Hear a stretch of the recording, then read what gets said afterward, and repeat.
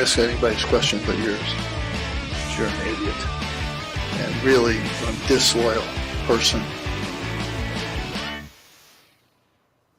Hello and welcome to the Disloyal Idiots podcast here on the Fans First Sports Network, a Syracuse Orange podcast. Christian Guzman here, along with the fellow cohorts of Steve Haller and Andy Progler, now all back in our respective locations after all congregating in the friendly confines of the JMA Wireless Dome this past Friday. Which quickly turned sour in the last dying seconds of the game, a feeling that each of our Premier League teams have so desperately recently felt in very, very recent times. Too soon on all accounts, please. Yeah. I mean, do you want to go with the parallel that, like, I came into this weekend being very happy if Syracuse was 2-1 with a 3-1 likely, and the same way that I was happy if Arsenal came out of the Etihad with a point and only two back of City in the title race? We gonna go there? Yeah, and I'd be really happy with a draw against Palace. But they look good. They look better. I said you're against Palace 2 weeks ago. This is very true. I mean, honestly, like when you take a deep look at the PFF grades from our Syracuse-Stanford game that happened on Friday, last second field goal loss on a very interesting just day in general, Stanford winning 26-24 in the JMA Wireless Dome on Friday night on ESPN. Like, there are standouts, but like overall, this was a Syracuse team that played decently well, and it'd be interesting to see how the Bill C win machine would have spat this out for Syracuse. I believe it's 1,000 times? Like theoretically, if you play that game 1,000 times, what's the percentage that Syracuse will win that? Because it felt like that's a game that Syracuse probably should have won, based on how, even though it was close and there was many things that were wrong with Syracuse, we should be talking about a win here. And there were many aspects, both on the field and in the coaching room, where I think we can take a look at. This is really your first learning curve now for not only the Syracuse coaching staff that is relatively new in some high profile positions for some of these coaches, but also for the players and for some of them who are now, experiencing increased and changing roles, what to do now as the season goes on, especially in clutch time situations. I mean, to your point, Christian, sorry, I just pulled up the Bill C is eternally forever the best. His spreadsheet is already updated for week 4. Because or week 5, he's a beast among beasts. Stanford Syracuse game margin was Stanford by 2. Stanford's post-game win expectancy margin 33.6%. Actual expected margin Syracuse by 3. There you go. Yeah, so just caveating that to everything that we say here.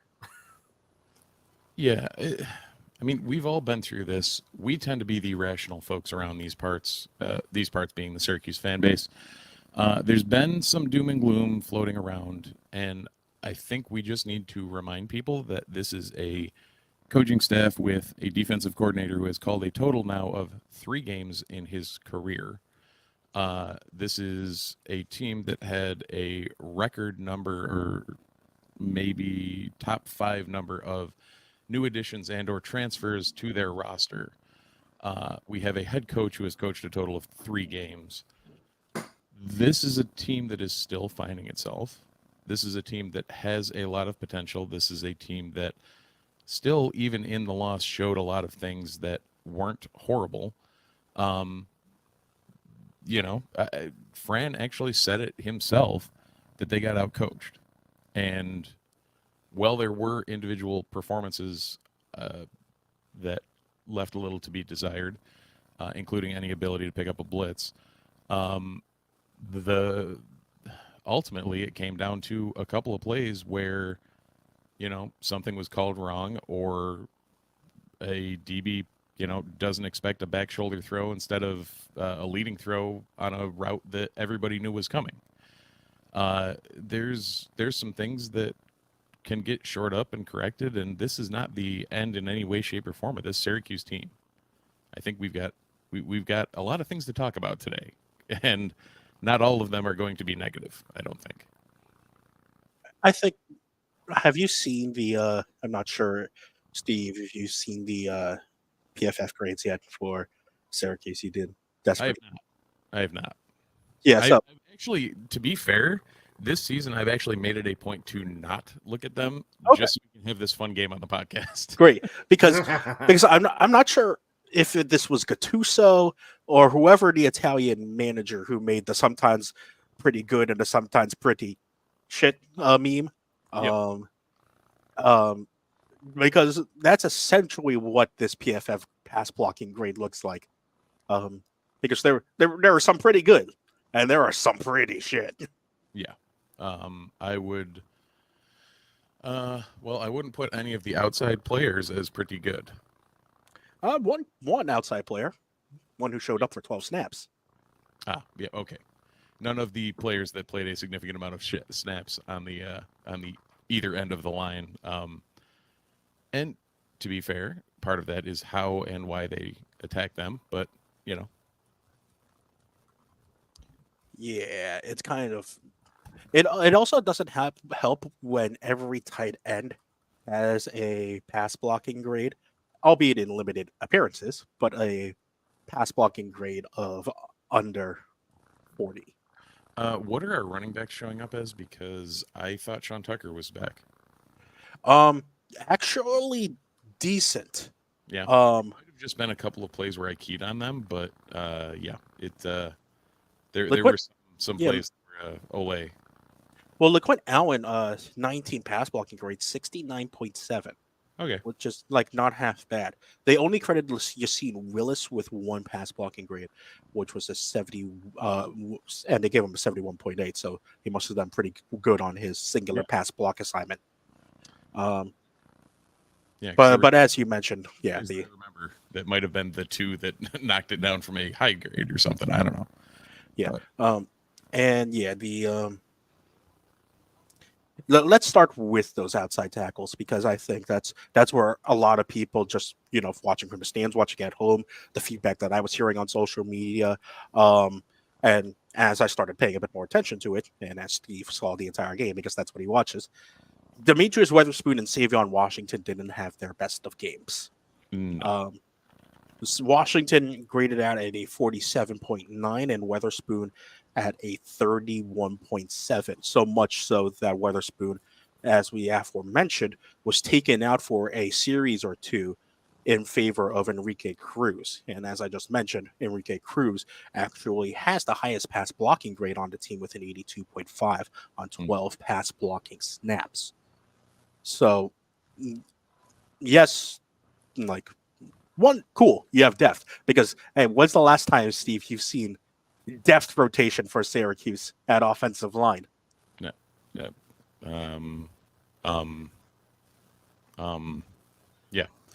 About then. Yeah, I think it legitimately would have been back in the Marone years. exactly, probably.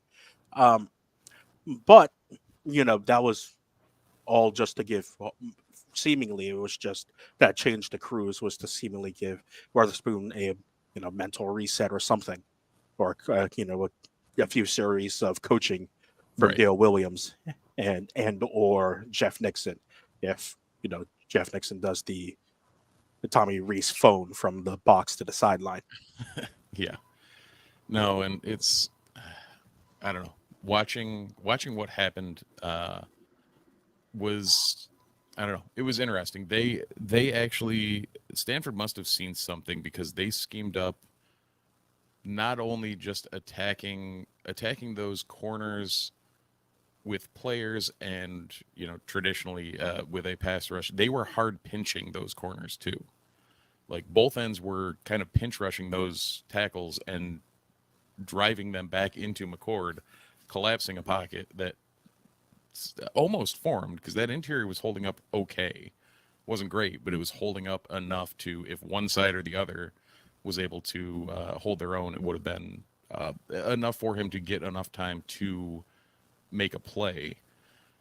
what I was worried about, not so much, the offensive line has plenty of worries from what we saw and what we're talking about, but also the inability for Nixon to switch up some sort of play calling to, hell, even have Gadsden on a 5-yard dig and just dump the ball to keep them from being able to continually bring pressure, continually force Syracuse to, I guess, play with way quicker than they wanted to as far as getting the ball out. Well, I think it's also like, I mean, Andy pointed this out during our last podcast. Syracuse's favorite play is everyone's favorite play in Madden/CH college football, which is 4 verts. And there's a reason why you don't run that every single play, because once you realize that's a go-to, it's actually fairly easy to scheme against to take away the big hitters, 4 verts. Yeah. And I mean, give me 3 verts and a drag. Give me, 2 guys going deep. Like, give me a drag or a seam, a post, and a drag with somebody running a dig on the backside or something. Like, give me some sort of variance that's going to allow us to get that ball out of McCord's hands quicker. Because when he was able to, he made throws. He also made a couple to the wrong team. I'm sure we'll touch on that at some point.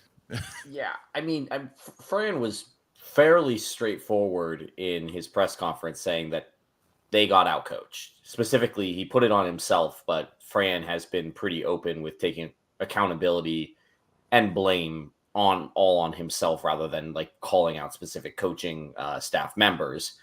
But we're going to get to the defensive side of the ball and what happened over there. But I do think that this was a very uncharacteristic, in the very short time that we saw that we've seen Nixon at the helm, very uncharacteristic amount of predictability from the offense. And then on plays where they do, and Steve, the reason I thought about this is that the reason that when they did look like they were trying to adjust with new wrinkles, the execution was just absolutely horrible.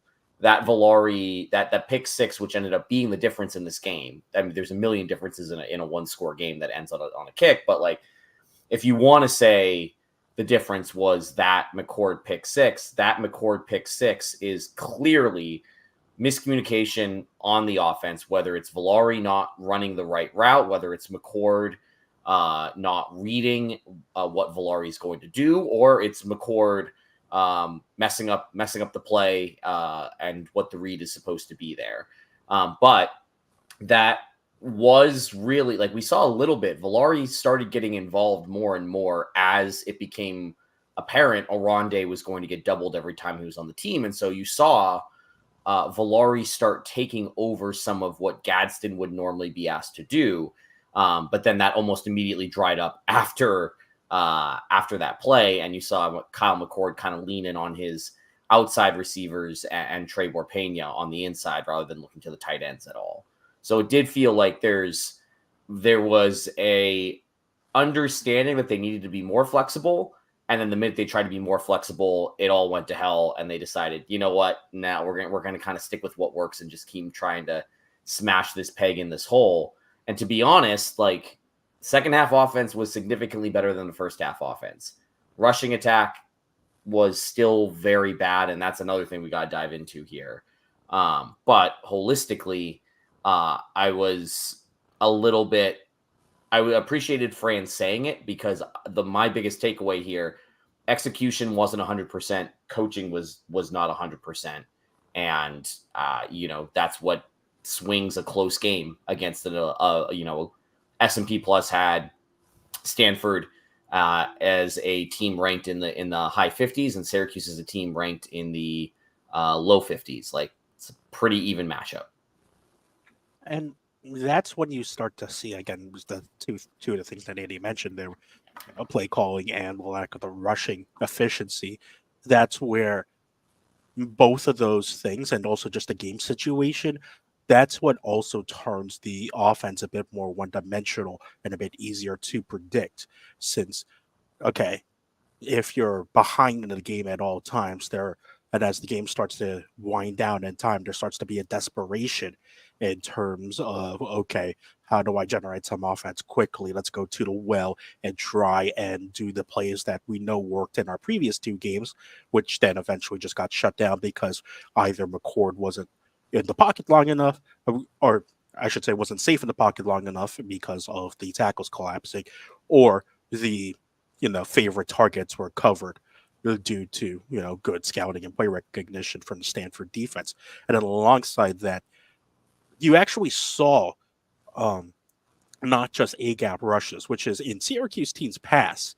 That's the main reason why um, there would be a lack of a rushing attack from Syracuse and a lack of rushing efficiency. There were actually plenty of a B gap rushes, inside zones, outside counters, and bounce outs, but just for some reason, whatever it was, that LeQuinn Allen and Yassine Millich just couldn't find any holes to fight through in order to get anything going on offense.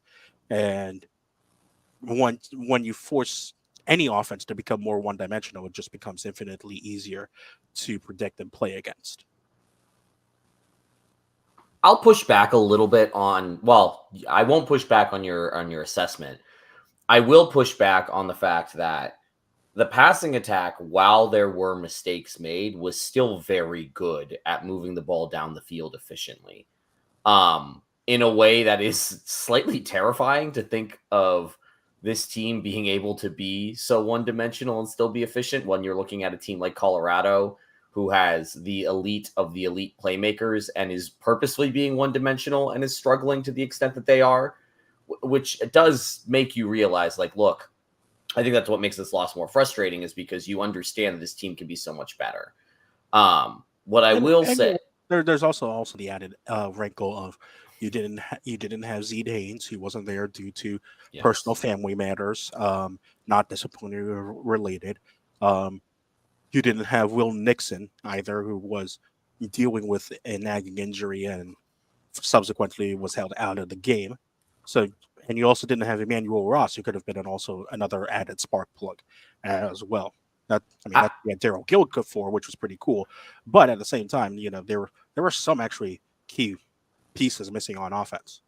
Yeah, but we saw there, Gill had some nice catches. Umari Hatcher really stepped up. Jackson Meeks again came up when it mattered most, and I like the fact that what Fran was given that softball question about all the injuries, specifically with the running back group, and his response was, "Well, we had another running back," and I love that mentality, and I love the fact that he's doing some Mike Tomlin-esque, like, look, if one guy's down, that's not going to change everything, at least in terms of expectations. We'll get to why on the defensive side of the ball, I think that's a little bit different. But on the offensive side of the ball, the running game, I think, was more, and it's Steve, this is your neck of the woods. A few years ago, we saw this same thing happen where it became very easy to just stunt on the no pun intended, just stunt on the Syracuse offensive line, and you would be in the backfield and you'd be closing gaps with almost an astonishing amount of ease. There were multiple times that Stanford did that. It wasn't every single play like some of those late stage Dino Babers offensive lines, right? But it did seem fairly obvious that Stanford was able to get pressure with their offensive or with their defensive line very easily with stunts, and that led to issues where Allen especially either wasn't able to find a hole and just kind of to fight his way forward for yards, or he was basically shuttled into a gap that the defense wanted and was swallowed up by the linebackers, who basically said there's only one hole that he can run through, and we're dictating where that hole is as opposed to where the offensive line is dictating where the hole is. Yeah, and that's inherently what every defense is looking towards doing. But Stanford definitely pulled it off, and that I'm curious what we'll see going into next week to tweak the run game, because there was no option no matter what they were running. It wasn't like something was working. Literally nothing was working. One thing I don't think we really saw was any true outside run. Whether or not that was a function of, I don't know, what some reason or another, but there was nothing really off tackle that I saw. And it kind of confused me when between the tackles wasn't working, and when Stanford's secondary is notoriously not their specialty. If we could find a way to get to the secondary, and we did have success when the ball got past that first level. Like, McCord threw for a bunch of yards. Wasn't enough to do what we needed to do, but outside of that front six, Syracuse was having success, which is weird to say in a game where they had 26 rushing yards and lost by 3 on a last second field goal. But whether they start play calling or changing anything to attack outside at all will be something I kind of want to see next week. Holy Cross notwithstanding, we're going to see a very vanilla playbook, I'm sure, but we need to practice some things at full game speed, and that's a great game to do it in. Before slot machines. Yes. Before we go to the offensive shootout of all offensive shootouts. Yeah. Las Vegas in an air-controlled environment. Very excited. Just to kind of baseball in 2027. Lol. To give you, Steve, to kind of just validate you really here.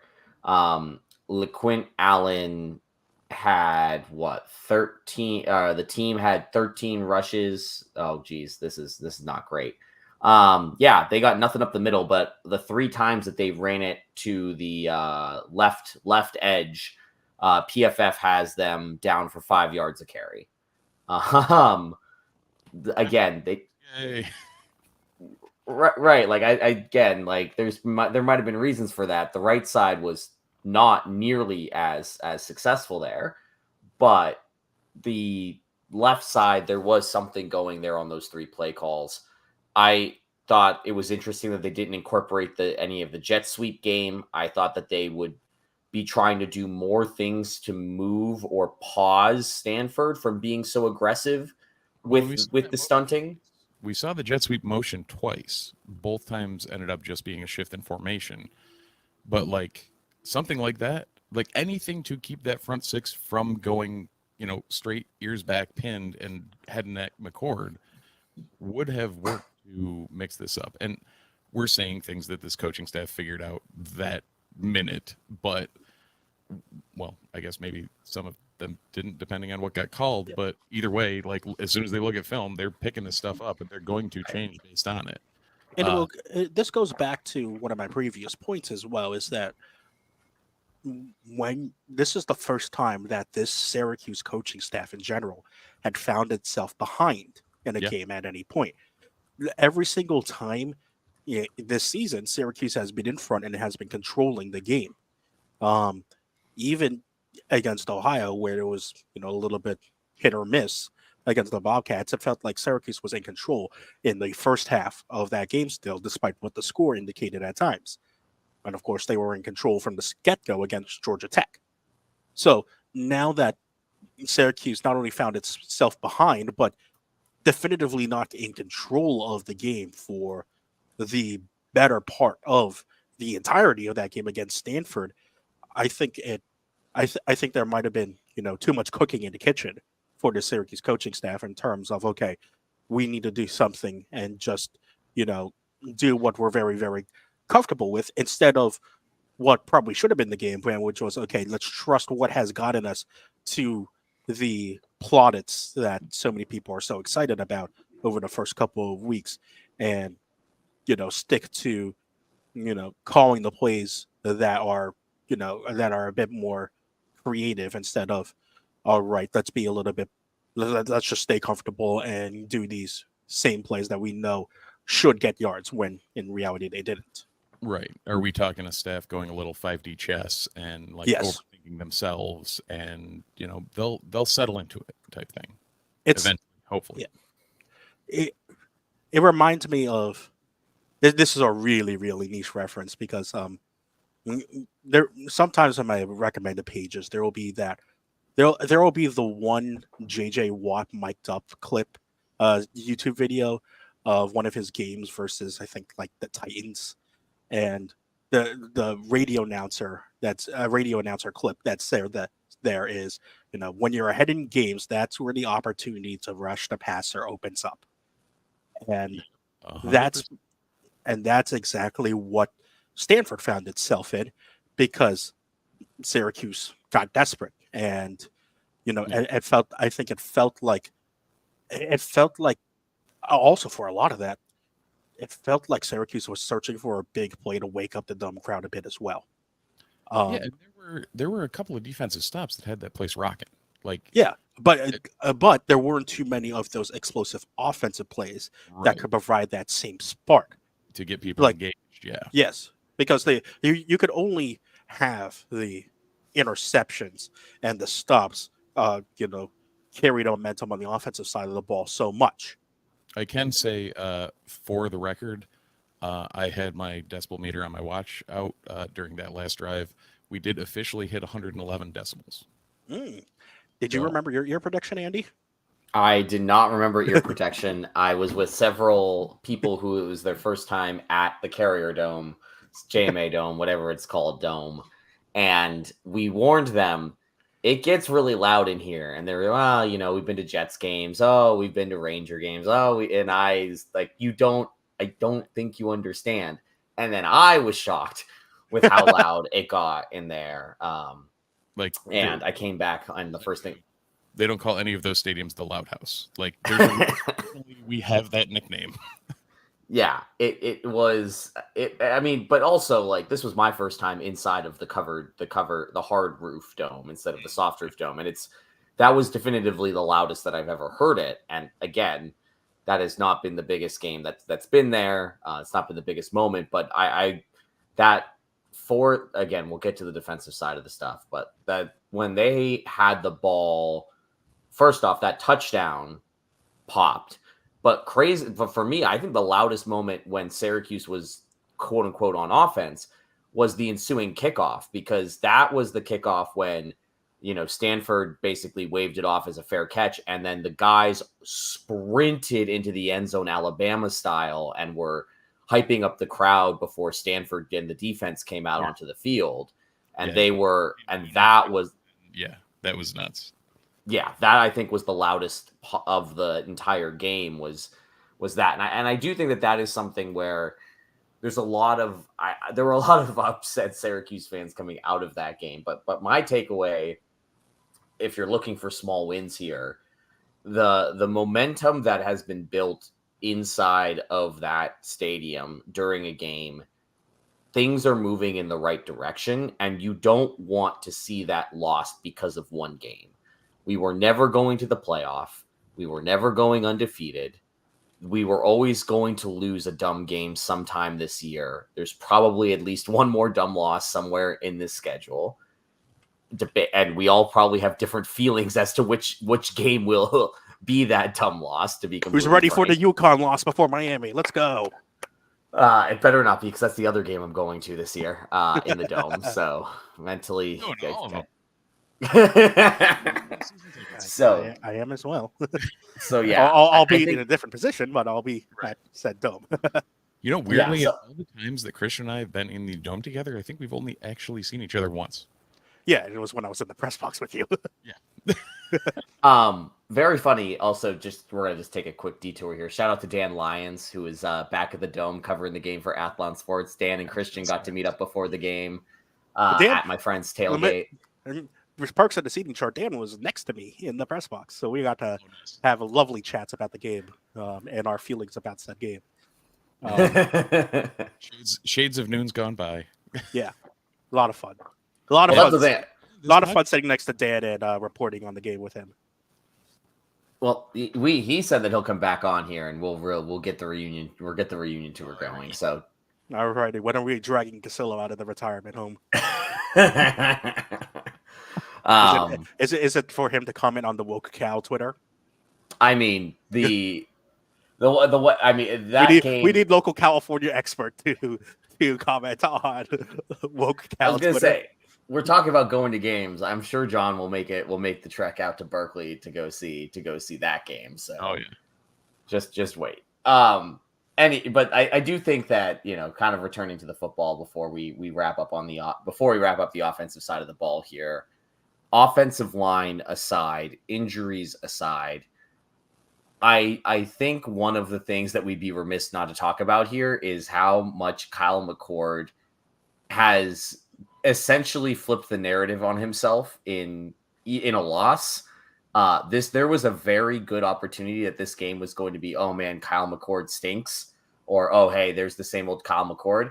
And the narrative coming out of this game is like, after that ridiculous scramble that he had for a touchdown, everybody's loving Kyle McCord. And I am actually, and I don't mean this to be snarky and say like, oh, we should be focusing him. I thought he played a great game, all things considered. I thought that Syracuse was in that game because of him. I thought, again, the pick six was on somebody. Don't know who it was on, but it might have been on Kyle, might not have been on Kyle. But I am here. Yeah. Marvin Harrison Jr. roasting Kyle McCord and the entire internet loving it, and also seeing that Kyle McCord is a different human. I think that he is the biggest winner of the first quarter of the season by far. That is the ultimate damning by faint praise right there. For those who don't know, Marvin Harrison, immediately after the McCord scramble touchdown, added him on Twitter and said that was the most athletic thing I've ever seen you do. Fire emoji, crying face emoji. Which, to be fair, it really was ridiculous and awesome. And the dome exploded when that happened. Mm-hmm. One random thing that I was thinking about, because you said kickoff returns, was that fair catch, like from where Andy and I were? It looked like he fair caught it outside of the end zone and stepped in. There is a college football rule that you can fair catch, like I think inside the 25. I'm pretty sure there is. Huh. That seems like a dumb rule. Yeah. It's very weird this year because it's different. Again, this is a huge difference between the NFL and college. Could you imagine college kickers trying to figure out the landing zone with the NFL rules? Yeah, it's just not. No. I do appreciate that every coach has told every kicker, just boot it out of the end zone, man. Let's not even try here. Just boot this out of the end zone. Yeah. And Stanford was clearly trying to do that. They did it successfully. But yes, Steve, the rule in college is that you can fair catch it anywhere under the 25. That's what it is, yeah. And Exactly, the ball will be taken at the 25-yard line. So You can need. Anymore? What was that? So why do we kick off anymore? Because if you return it in any way, it's not like the NFL. If you return it, you take it wherever you land the return. So, but I agree with you. I think we are seeing the actual implementation. Everyone's just booting it out of the end zone, which is why the NFL changed the kickoff rules. Yeah, whatever.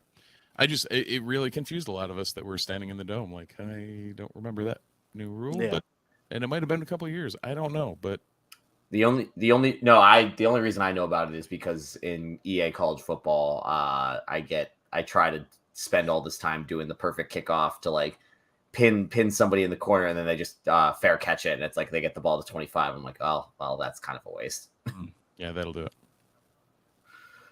Yeah, that was it's not a waste. I was gonna say, it's not a waste, and it's our friends at Home Field Apparel, maker of fine bomber jackets, t-shirts, hats, hoodies, fleece, plain t-shirts, you name it, they have it. Home Field Apparel, your one-stop shop for everything Syracuse.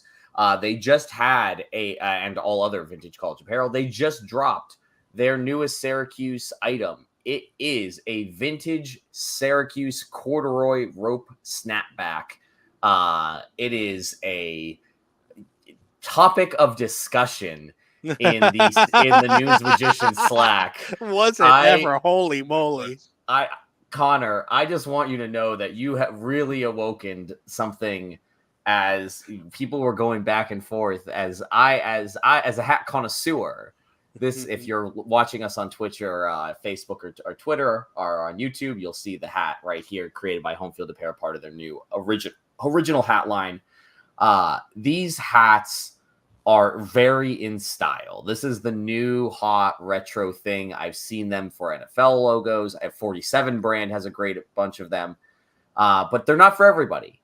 And as one member of this particular podcast mentioned, they are for a very specific type of not the youth, trendy hipster kind of person. There is another type of person that wears these hats. You had the hip part, but like, yeah, I mean, I have two various corduroy hats myself, both of the dare I say dirty hippie variety.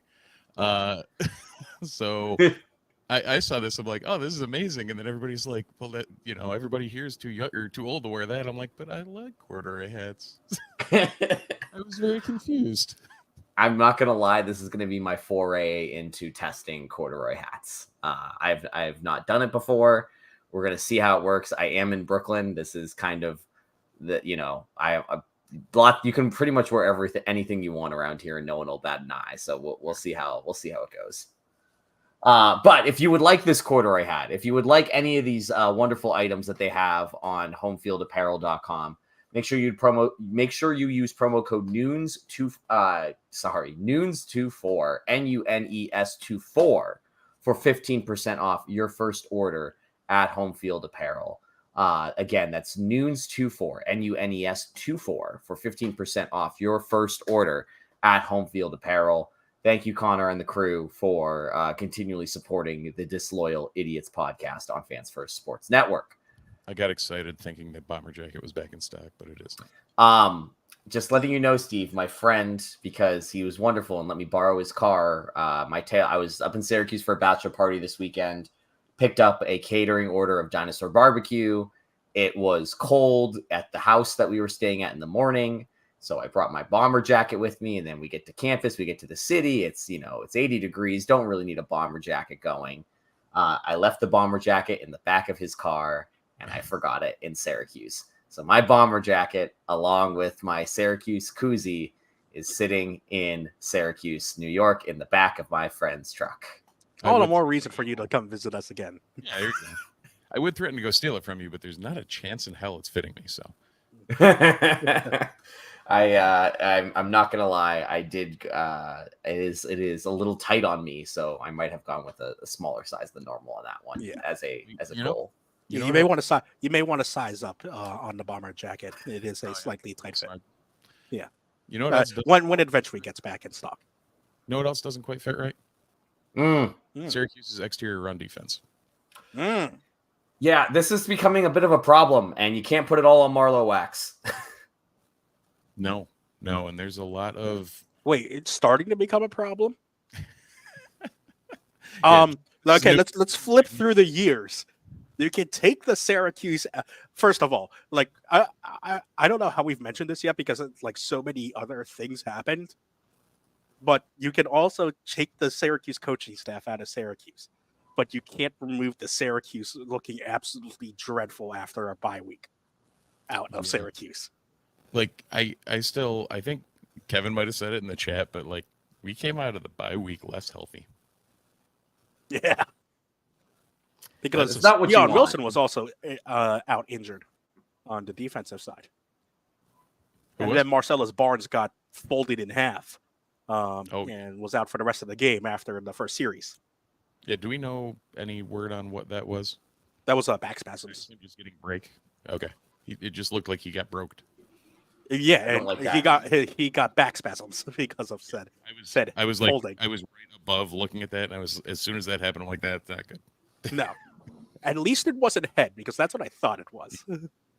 Yeah, no, I knew there wasn't head contact, but no matter what, the way he went down, I was like, he's not getting up.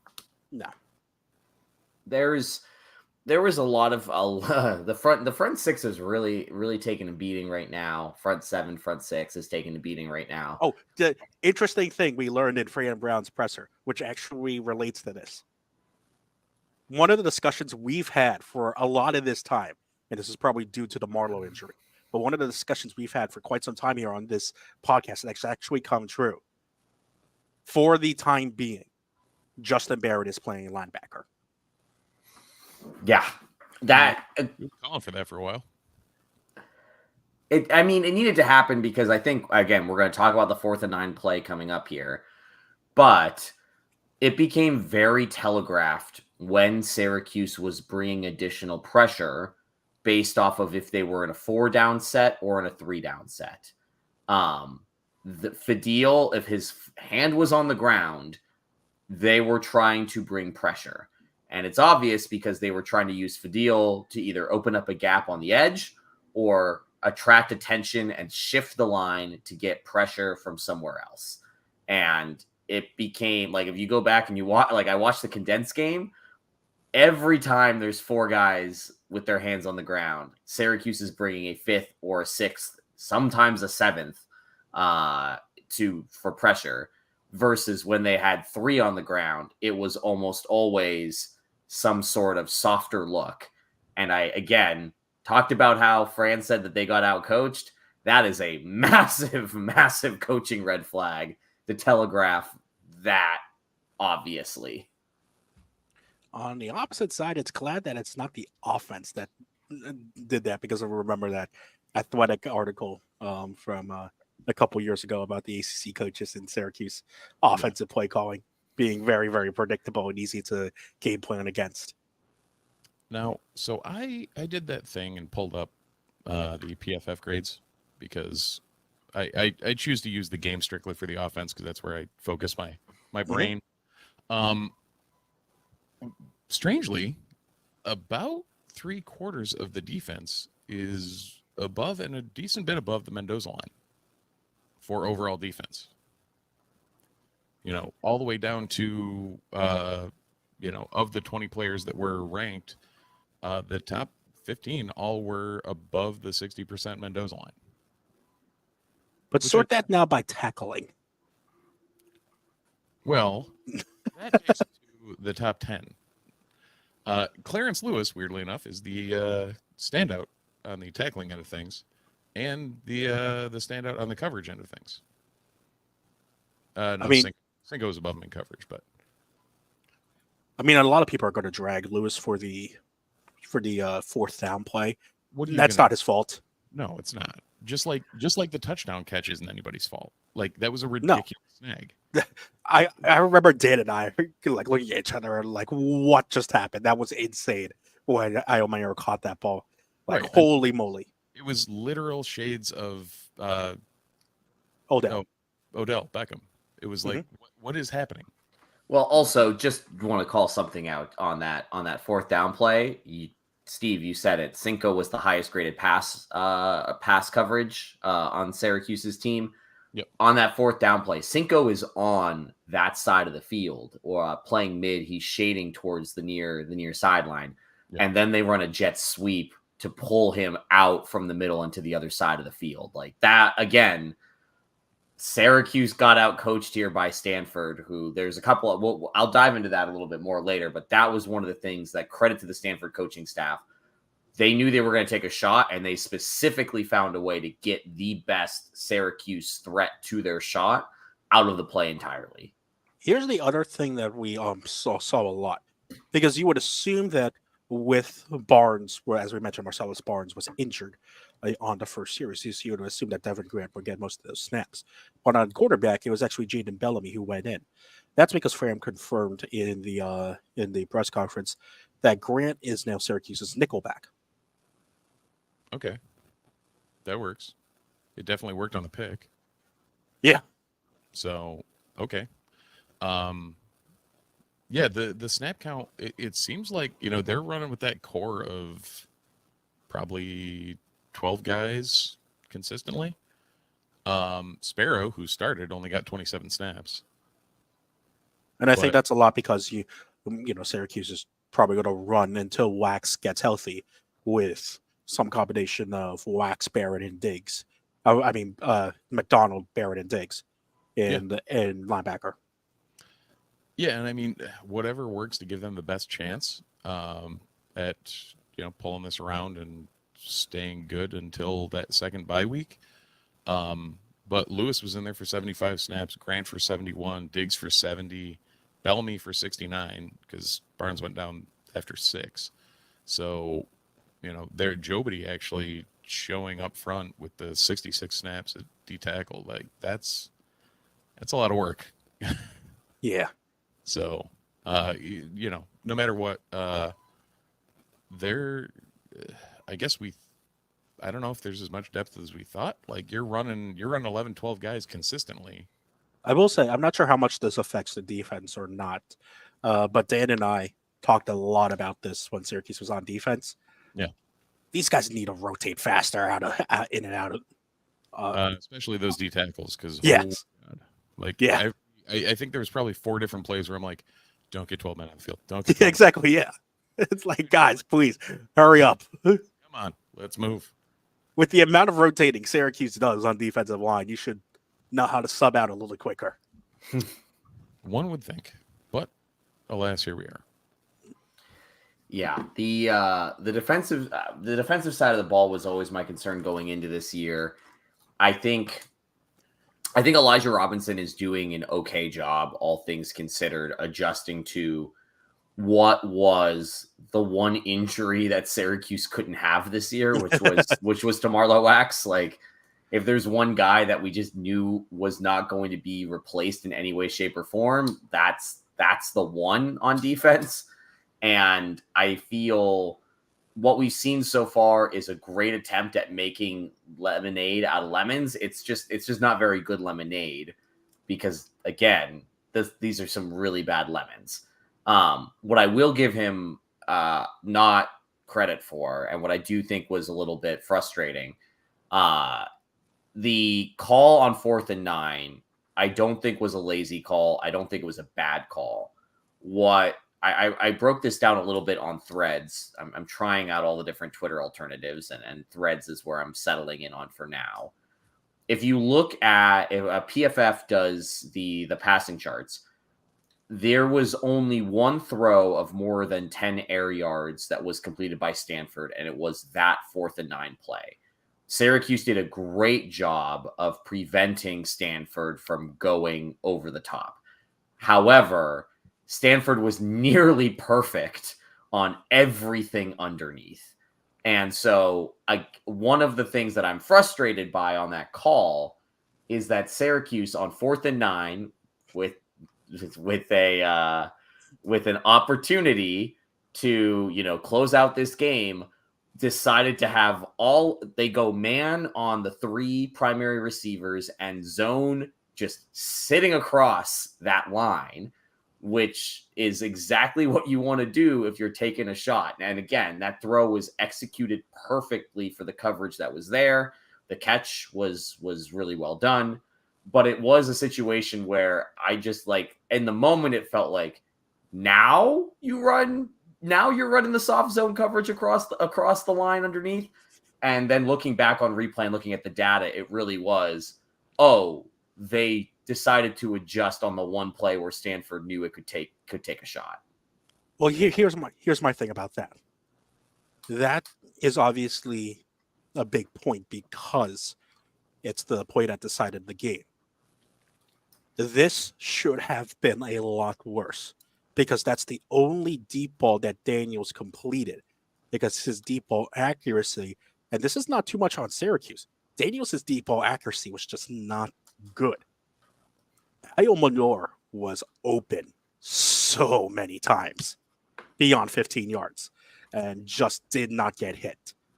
So this should have looked a lot worse because there were plenty of open receivers and Daniels just didn't hit him. He hit him at the right moment at the right time and when it counted the most, which is good for him, but didn't look great in the previous 3.5 quarters taking shots downfield because he had wide open guys. Yeah. So I just wanted to share. This is Ashton Daniels. This is from PFF. This is his passing chart. Again, behind the line of scrimmage, did great. But when you're you kind of give the quarterback these two outer quadrants underneath 10 yards. That's when you knew Garrett Schrader was in trouble when he couldn't make those throws. Shaston But Jables did Garrett Schrader. well, I was gonna say this middle is looking real familiar right here. Like that is not what you want to be seeing out of your quarterback. Holy Syracuse just got beat by Garrett Schrader. Right, because then here's the one they go 0 for 4 down here. But the Clarence Lewis interception was the most obvious interception in the world. It was so funny. Right, and then you go to Kyle. And then you go to Kyle McCord and you look in like this is an NFL passing chart here where like they're targeting the middle. He's fairly accurate over the middle. This deep one right here is the problematic quadrant. But if you can own the between the numbers between 0 and 10 yards over the middle, you're gonna be in great shape. But again, to your point, Christian, I didn't think Daniels looked great. He the incompletion here on the outside left was another one-on-one that he just absolutely overthrew into the he was trying to go over the back shoulder and just airmailed it 10 yards into the stands. But I looked at this and it kind of confirmed what I thought, which was Daniels did not have a great game, but he was still beating Syracuse underneath, and it just felt like an odd play call to all of the sudden adjust when they hadn't really been adjusting all game. So when you showed that the McCord chart there, that made me think of something I was brought to my brain in the dome was that, yeah, we're 9-12 on that underneath, and yet it felt like we didn't pound that at all. It felt like we weren't targeting it. We were just using it for checkdowns, and I felt like if you hit, Pena on a quick cross or used Gadsden more in that area, like I don't think we targeted Gadsden hardly at all compared to what we could have. So here was the thing with Gadsden. I know we're supposed to move on to defense, but like this is interesting. The defense we know where the problems lie. Mm-hmm. Here was the thing with Gadsden. There was actually a good amount of the first half where Gadsden just wasn't on the field. Because I personally think, I didn't ask Fran about this, but I'm not sure if anyone did, that I think Gadsden was getting some sort of in-game discipline for the unnecessary roughness play on the punt that Syracuse was flagged for. By the way, penalties again in Syracuse, really, really funny. Yeah. And not obviously, but obviously not in a funny way, but like that's so Syracuse. The more things change, the more they stay the same. Exactly. I personally think Gadsden was getting some sort of in-game discipline for that. What the hell were you doing? Yes. Yeah. And so they're like, Dan and I noticed that, and we're like, yeah, like look, like we're seeing a lot of Valari and Man getting rotated in and out of the tight ends. Like, what's happening? Gadsden's healthy and everything, and like I think he was getting some sort of in-game discipline for not for being stupid on that play. 4 targets for 12 yards. Exactly. And I think, again, a lot of that was also being doubled. But when Andy pulled up that McCord passing chart, where Gadsden does a lot of his damage as well, is where McCord went for 3 for 7 in the middle part. And but we're seeing that he wasn't even he's got only 2 other targets in there. And you want to target around Gadsden. That's fine. Like use him. Pena got the bulk of it at 11 targets. Yeah, and honestly, and this is the thing that frustrated me. I think Pena should have been targeted more. Yeah. Oh, he was because he was hitting those seams like. Pena wasn't thrown at until the second quarter. I'm like, what are you doing? And then once he got thrown at, like I tweet a lot during the games, but like there's a point in my Twitter where I'm passive aggressive there in my Twitter account where I'm like, oh look, Trevor Pena was targeted and made a catch. Maybe Syracuse should do that more often. Yeah, because he dropped because there was only one incompletion to Pena on the targets that he had. Insane. Like, throw the ball to him. He made stuff happen. Though he did end his touchdown streak. Yeah. I think he can live with that, dude. He had 10 catches for over 100 yards. Yep. That's an NFL stat line. Oh yeah. And Hatcher had a day. Yeah, and also that was Pena playing at outside receiver because of Haynes' absence. Oh yeah. Which, I mean, shows another wrinkle that we can use in that I guess that's the thing too, is when we get back to healthy, you're seeing different combinations of how we're using things, what we're using things for. Does that change a set where, mid game, say whenever we're at full strength again and Zeed's back and whatever, is he choked in and is, Pena out wide? And are we running some different looks? Are we able to mix and match and play around a little bit more with him and Ross healthy? And, I don't know. There's a lot of bad that showed its face during this game, but there's a lot of tools that can come to the toolbox because of what we were forced to do. With the personnel changes, you've also noticed some people that can step up, like Darrell Gill. I love that guy. I don't know why. First time I saw him in spring practice, I was like, he's going to be something. And he showed up this game. So, I don't know. I don't see as many negatives as it seems like a lot of the fan base sees. So I think this is a great time to talk about that because holy crap. Oh, God. Too many people are calling for Fran's head. Like, guys, pump the brakes, please. I'm going to have something going out on my Substack about this tomorrow. This is, to me, and I can't take credit for this idea. This is something that I was listening to Stephen Godfrey's subscriber episode on Split Zone Duo. They're talking about Florida State. And obviously things are really bad in Florida State. I'm not saying Syracuse is Florida State bad right now. But he said that he said that when he talks to coaches, when he talks to agents, the mentality that coaches have are that you find out who's a good coach versus who's a bad coach when a team goes from good to bad and has to rebuild either on the fly or in an off season, because that's coaching in order to get things back on the right track aggressively. And for Fran and Syracuse, I don't think that it's quite there yet. Where I do think this is that Fran spent the entire offseason gassing up the Syracuse fan base. The fan base spent the offseason buying into all of his hype. And Fran has continually said that he has expectations to build Syracuse back into a contending program. He has never said that is the goal for the 2024 Syracuse team to contend for the playoff or a conference championship. And if you can call me out on this if you want to, but go back and listen. He never says this year. He's always talking about Syracuse, the program, not Syracuse, the season. And I do think that this is a moment where the fans kind of got really excited. And the problem with Syracuse has always been this, that we will get behind this program. We will get behind our teams 110%, give it everything. But the moment that the air comes out of the balloon the first time, it's not just the air coming out. The balloon pops and the pieces are in a million places. And putting that all back together, nobody's really figured that out.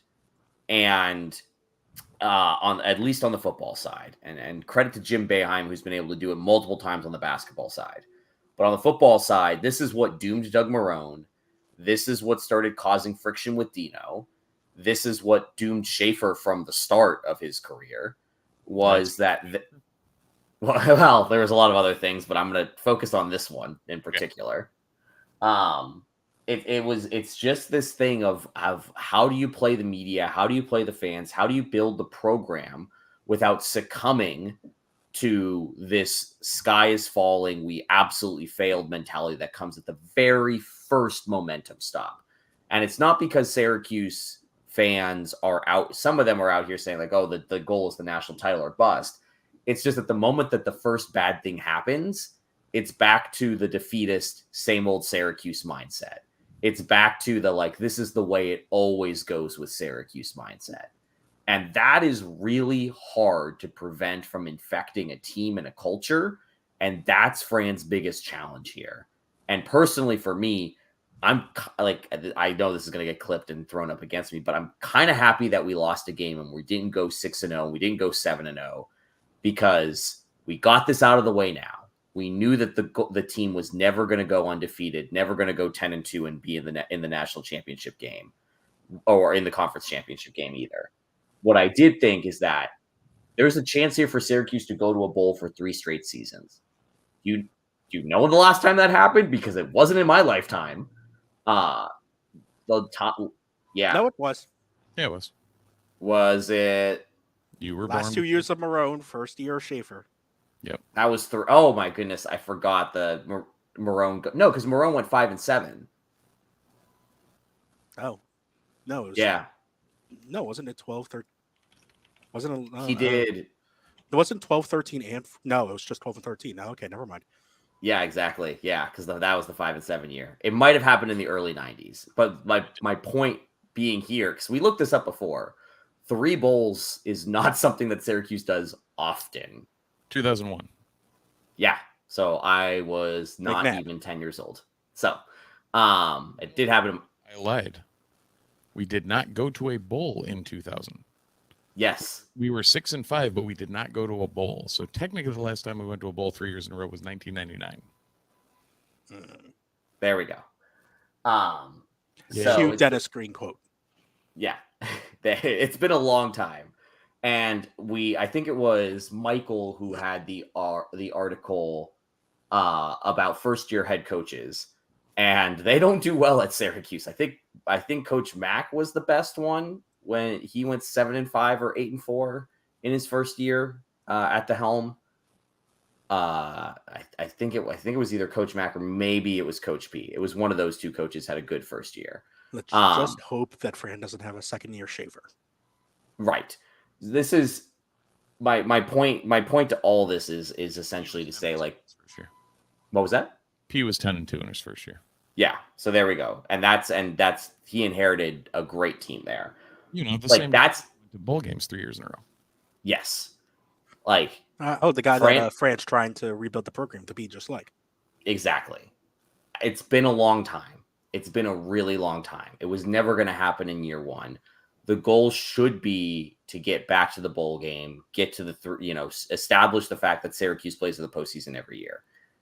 And I just think, and again, I know you guys have opinions on this as well, but it's just I don't understand why I understand why people wanted to believe in the hype.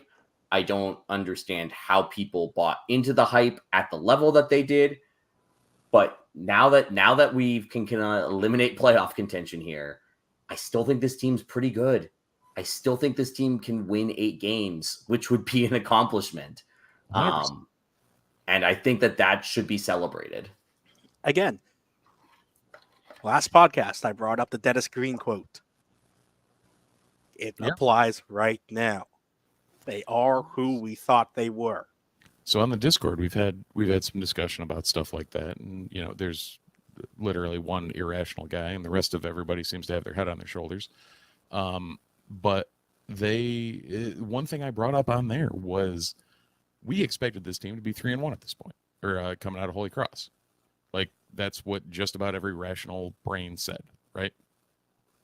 Yeah. It's just we thought the loss was going to be Georgia Tech instead of Stanford. So why are we resetting all these crazy expectations now if we're doing the same thing that we thought we were? You are crazy if you thought Syracuse was going undefeated. Yes. Like you could say that any year. I know I didn't put my record in the preseason prediction poll, but I've been in the preseason I was flipping between 7-5 and 8-4. Yeah, I think I said 7-5. We're on track for that, and that is a building block that Frank can use to continue to build the program. And like when you look at this loss again, it wasn't a bad loss. It's they not should have like won. The numbers said they should have won. This isn't like the October losses from last year where Syracuse just objectively looked dreadful. It's not like the November losses last year where Syracuse also objectively looked dreadful. Like Andy said, the number said Syracuse should have won this game. They didn't. However, that means there's a lot that you can learn from this game that Syracuse can use to improve. Yeah.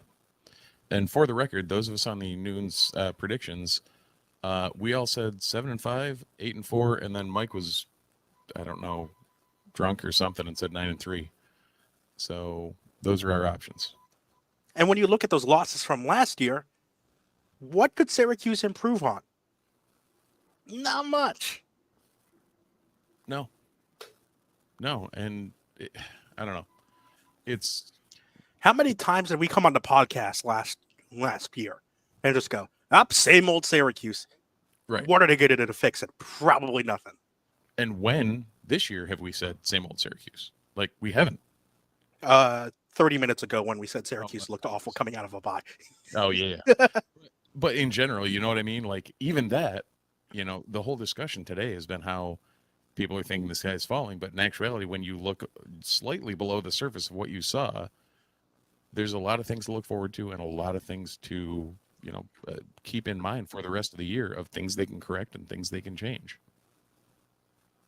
Yeah, and I think that this is one of the things that's really frustrating about college football, but what makes this sport so great is that even the teams that win it all have games like this where they dramatically underperform to what they should or could do, and they either lose a game that they're not supposed to lose, or cough, cough, Georgia versus Kentucky, you go down and you escape with a 1-point win and you go, what the hell was that? And that becomes coaching fodder for the rest of the season. This happens even at the best. And so to pretend that even I think we've all been Saban brained where Nick Saban teams were the outlier. That is not the expectation in college sports. Even Kirby Smart, Saban 2.0, is not nearly as good at Saban at being dominant and efficient week in and week out.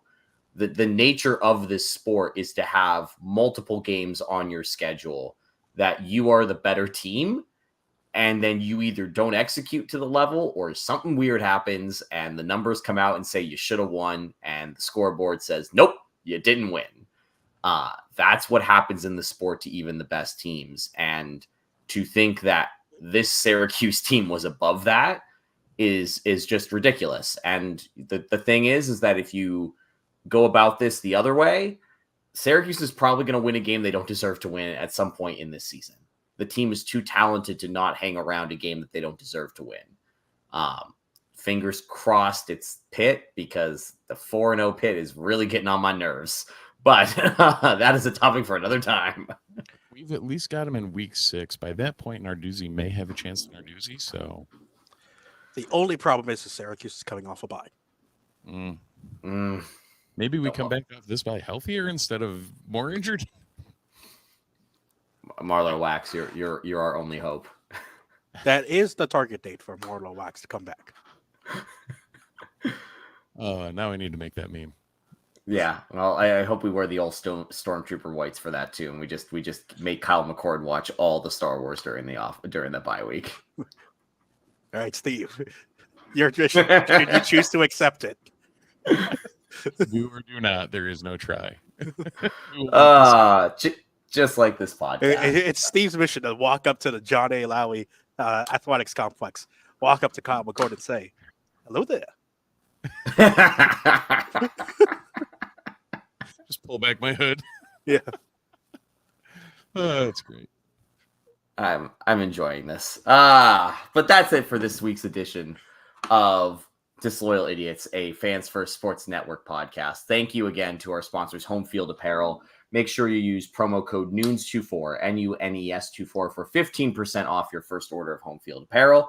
Thank you so much to everybody who has liked and subscribed on the podcast platform of choice. Make sure that if you're new here, you like and subscribe to help us trick the AI into expanding the Ottoman Empire. Thank you to all of us, our followers, all 480 of you who are joining us live on Facebook, YouTube, Twitch, and or Twitter. We really appreciate the support. We do this on Sunday nights ish at 8 p.m. ish most weeks during the football season. Looking forward to being back here next week to break down the Holy Cross game. Thank you again to our support on our sister site, newsmagician.com. We know it means a lot for to still keep engaged with that community. You can still read really good work from the guys over on the site. It's always a good time over in News Magician land.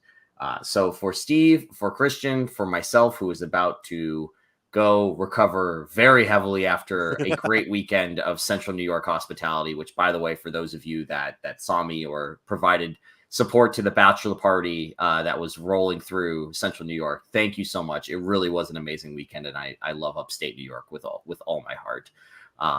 Go Orange. Live Moss, Syracuse.